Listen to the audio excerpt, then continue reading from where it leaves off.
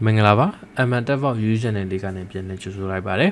ဒီတစ်ခေါက် lesson အနေနဲ့ကျွန်တော် share ပေးမယ့်ဟာလေးကအခုလိုကျွန်တော်တို့ screen ပေါ်မှာမြင်နေရတဲ့ PDF document ကိုကျွန်တော်တို့က Microsoft Office Word file ဒါမှမဟုတ် Excel file ကိုပြောင်းပြပေးတဲ့နည်းလေးပြောပြပေးမှာဖြစ်တယ်ဟုတ်ပြီနော်အခုကျွန်တော်မြင်နေရတဲ့ PDF file မှာဆိုရင်သူကစာရိုက်ထားပြီးတော့ Microsoft Office Word ကနေ PDF ကို export လုပ်ထားတာမဟုတ်ဘူးဒါ scan ဖတ်ထားတဲ့ document file ကြီးဟုတ်ပြီနော်ဒါကျွန်တော်တို့ဒီစေ scan ဖတ်ထားတဲ့ document file ကြီးဖြစ်တယ်အဲ့ဒီ document file ကြီးကိုကျွန်တော်တို့ပုံမှန်ဆိုရင် selection ပေးလို့ရမယ်ဒါပေမဲ့ဒီစာတွေကို Microsoft Office Word ထဲမှာသွားပြီးထည့်မယ်ဆိုရင်အဆင်မပြေဘူးအဲ့လိုအခါမျိုးမှာတော့ကျွန်တော်တို့ကဒီစာသားတွေအကုန်လုံးကို Microsoft Office Word ထဲမှာကျွန်တော်ကိုကြိုက်သလို edit ပြင်လို့ရတဲ့ format ကိုဘယ်လိုပြောင်းရမလဲဆိုတဲ့ဟာလေးကိုကျွန်တော် share ပေးမှာဖြစ်တယ်โอเคအခုဒီပြောပြတဲ့နီးလေးကကျွန်တော်တို့အခုလိုမျိုး scan ဖတ်ထားတဲ့ document တွေမှာလည်းအဆင်ပြေတယ်ဒါမှမဟုတ်ကျွန်တော်ပြောသလိုတခြားဟိုမှာ web tool တွေဟုတ်ပြီနော်အဲ့လို file တွေဆိုမှဆိုရင်သူကပို့ပြီးတော့အဆင်ပြေသေးတယ်ဘာကြောင့်ကျွန်တော်ကဒီစာအုပ်နဲ့ပြလဲဆိုရင် YouTube ရဲ့ copyright အရာကျွန်တော်ဒီ thesis file PDF ကိုပဲကျွန်တော်သုံးလို့ရတယ်ဟုတ်ပြီနော်တခြား PDF တွေသုံးလဲဆိုရင် copyright ညှိမှာဆိုလို့ကျွန်တော်အခု PDF ကိုပဲသုံးပြီးကျွန်တော်ပြပေးမယ်โอเคအခုကျွန်တော်ပေးထားတဲ့ဗီဒီယိုအောက်မှာရှိတဲ့ description ကိုပေးထားတဲ့ link ကိုနှိပ်လိုက်မယ်ဆိုရင်ဒီကောင်လေးကဒီထဲကိုရောက်သွားလိမ့်မယ်ဟုတ်ပြီနော်ဒီ link ကိုရောက်ပြီဆိုရင်ကျွန်တော်တို့က download ကိုနှိပ်လိုက်မယ်ဆိုရင်သူ software လေး download ကျသွားလိမ့်မယ် software download ကျပြီးသွားတော့ကျွန်တော်တို့ကအဲ့ဒီ download ထားတဲ့ file လေးကိုဖွင့်လိုက်မယ် okay file လေးဖွင့်လိုက်မယ်ဆိုရင်သူကအခုလိုမျိုးလေးကြာလာတယ် internet လေးဖွင့်ထားပြီးတော့ next တစ်ချက်နှိပ်မယ်ပြီးသွားပြီဆိုရင်ဒီလိုမျိုး license agreement ကြာလာမယ်ဆိုရင် next ထပ်နှိပ်မယ် location install location တောင်းမယ် next ထပ်နှိပ်မယ်ပြီးသွားပြီဆိုရင်အခုလိုမျိုးကြော်ညာလေးတက်လာတယ်ဆိုရင်အကုန်လုံး decline လုပ်မယ် decline ထပ်နှိပ်မယ်ပုံမှန်ဆိုရင်2ခေါက်3ခေါက်တက်တယ်ဟုတ်ပြီနော်အဲ့ဒီကြော်ညာလေးအကုန်လုံး decline လုပ်လိုက်မဟုတ်ဘူးဆိုရင်သူကမလိုအပ်ဘဲနဲ့တခြား software တွေပါ installation လုပ်သွားနိုင်မယ်ဒီ software လေးကကျွန်တော်တို့ကသူ့ရဲ့ official website မှာက free ရတဲ့ software လေးဖြစ်တယ်ဟုတ်ပြီနော်okay အခုလိုမျိုးသူက I agree ဆိုတဲ့စာသားလေးပေါ်လာလဲဆိုရင် I agree ဆိုတဲ့ဟာလေးကိုနှိပ်ပေးလိုက်မယ်ဒါဆိုရင် installation က complete ဖြစ်သွားလိမ့်မယ် okay complete ဖြစ်သွားပြီဆိုရင်ဒီ format factory ဆိုတဲ့ဟာလေးကိုဖွင့်ကြည့်လိုက်မယ်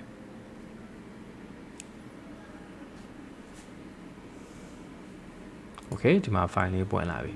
format factory မှာကျွန်တော်တို့က old school software ဖြစ်တဲ့အတွက်အရင်ကအသုံးပြုခဲ့တဲ့ user တွေဆိုရင်ကျွန်တော်တို့ရဲ့ဒီ video တွေကိုပြောင်းတဲ့ဟာတွေ audio ပြောင်းတဲ့ဟာတွေအကုန်လုံးဒီထဲမှာပါတယ်တကယ်လို့ကိုလေ့လာခြင်းနဲ့ဆိုရင်ဒီကောင်လေးကိုလေ့လာကြည့်လို့ရတယ်တကယ်လို့ဒီထဲမှာရှိတဲ့တစ်ခုအကြောင်းကိုသိခြင်းနဲ့ဆိုရင်ကျွန်တော် video အောက်က comment လေးမှာပြောပြပေးပါအခု lesson မှာတော့ကျွန်တော် document ကိုပဲပြောပြလိုက်တော့မယ် document ဆိုတဲ့ဟာလေးကိုတွားလိုက်မယ်တွားပြီးတော့ကျွန်တော်ဒီမှာကျွန်တော်ဗာလေးရှိမလဲဆိုရင် PDF to document ရှိတယ် PDF to Excel ရှိတယ်okay အခုကျွန်တော်တို့ရေးထားတဲ့စာသားတွေက PDF command နဲ့မှာ Excel file မဟုတ်ဘူး Office file ပဲဖြစ်တယ်အဲ့တော့ကျွန်တော်တို့ကဒီစာသားတွေကို edit လုပ်လို့ရအောင် PDF to document ဆိုတဲ့ဟာလေးကိုနှိပ်လိုက်မယ်နှိပ်ပြီးတော့ကျွန်တော်ဒီမှာရှိတဲ့ add add file ဆိုတဲ့ဟာလေးကို click ထပ်နှိပ်ပြီးတော့ကျွန်တော်တို့ရဲ့ file ရှိတဲ့ location ကိုသွားရေးပြီးတော့ file ကိုထောက်ပေးရမယ်ဟုတ်ပြီနော်ကျွန်တော်တို့ file တွေကိုသွားလိုက်မယ်ဒီမှာဒီ file လေးကိုထောက်လိုက်မယ်ပြီးတော့ဆို open နှိပ်လိုက်မယ်ဆိုရင်အဲ့ဒီ file လေးကအပေါ်မှာဝင်လာလိမ့်မယ် okay file ရွေးပြီးသွားပြီဆိုရင်ဗာရေးပြရမလဲဆိုရင် output location ဒီ file ကိုကျွန်တော်တို့က office file ပြောင်းပြီးသွားပြီဆိုရင်ဘယ်နေရာမှာပေါ်ခြင်းလဲဆိုတာကိုဒီမှာရွေးပြရမယ်ကျွန်တော်က desktop ပေါ်ကိုရွေးလိုက်မယ်ဟုတ်ပြီနော်ဒါဆိုရင် desktop ပေါ်ရွေးပြီးသွားပြီ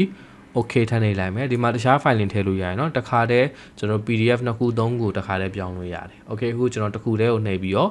okay နှိပ်လိုက်မယ်ပြီးတော့ကျွန်တော်ဒီပုံမှာရှိတဲ့နေရာလေးက start ဆိုတဲ့ဒီမြအစိမ်းလေးကို click နှိပ်လိုက်မယ်ဆိုရင်သူကပြောင်းသွားလိမ့်မယ်PDF file တွေကကျွန်တော်တို့ file size သေးတာမှမဟုတ်ဘူးကျွန်တော် file တွေအများကြီးကိုလည်းတစ်ခါတည်းပြင်လို့ရတယ်ဟုတ်ပြီနော် okay complete ဖြစ်သွားပြီဆိုရင်သူအတန်လင်းတစ်ခုကြားလိုက်မယ်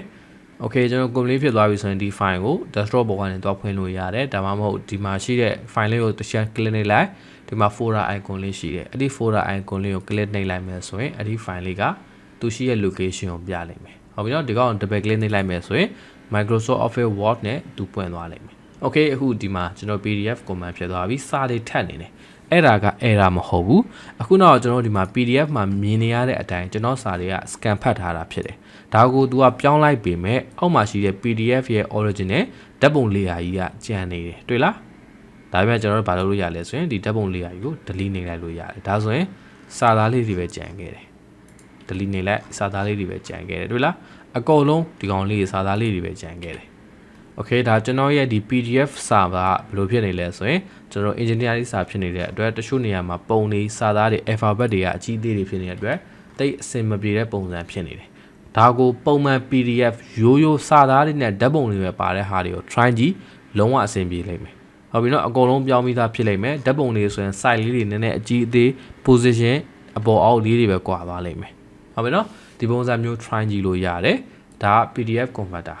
Okay ကျွန်တော်နောက်တစ်နည်းပြောပြပေးမယ်နောက်တစ်နည်းကကျတော့ Microsoft Office Word ကို2013နဲ့ version အထက်3တဲ့လူတွေပေါ့ဟုတ်တယ်အဲ့လိုလူတွေဆိုရင်သူက PDF ကိုပြောင်းလို့ရတယ်ဒါပေမဲ့ PDF ကိုပြောင်းတဲ့အခါမှာအခုနကလိုပုံစံမျိုးကိုယ့်ရဲ့ PDF document ထဲမှာဓာတ်ပုံတွေအများကြီးပါနေတယ်တခြား graphic တွေလည်းအများကြီးပါနေတယ်ဆိုရင်တော့ပြောင်းလို့အဆင်မပြေဘူးအခုနကသုံးတဲ့ Format Factory ကိုပဲသုံးကြည့်တကယ်လို့ကိုယ့်ရဲ့ PDF ထဲမှာစာသားလေးတွေပဲရှင်းရှင်းလင်းလင်းစာသားလေးတွေ10မျက်နှာလောက်လေးပဲပါနေတယ်ဆိုရင်ဒီ Format Factory ကိုသွားပြီးပြောင်းစရာမလိုပဲနဲ့ Microsoft Office Word ထဲမှာလည်းတခါတည်းပြောင်းလို့ရတယ်။ဟုတ်ပြီနော်ဘယ်လိုပြောင်းမလဲဆိုရင် file တွေကိုသွားပြီးတော့ open ကိုနှိပ်လိုက်မယ်။ open ကိုနှိပ်ပြီးတော့ကျွန်တော်ဒီမှာ document file PDF file လေးရှိရတွေ့လား။အဲ့ဒီ PDF file လေးကိုကျွန်တော် clear တစ်ချက်နှိပ်လိုက်မယ်။သူကအခုလိုမျိုး option လေးကြာလာမယ်။ PDF file ကိုသူက Word editable Word document ကိုပြောင်းမယ်တဲ့။ graphic တွေနည်းနည်းများတယ်ဆိုရင်တော့ original PDF နဲ့သူကမတူဘဲနဲ့ပြောင်းနေလိမ့်မယ်လို့သူပြောထားတယ်။ Okay ဒါကိုကျွန်တော် okay ပေးလိုက်မယ်ဆိုရင်သူကတခါတည်း PDF file ကြီးကိုအခုလိုမျိုး Word file တခါတည်းပြောင်းပေးသွားတယ်တွေ့လားဒီပုံစံမျိုး Word file တခါတည်းပြောင်းပေးသွားတယ်ဒါကကြတော့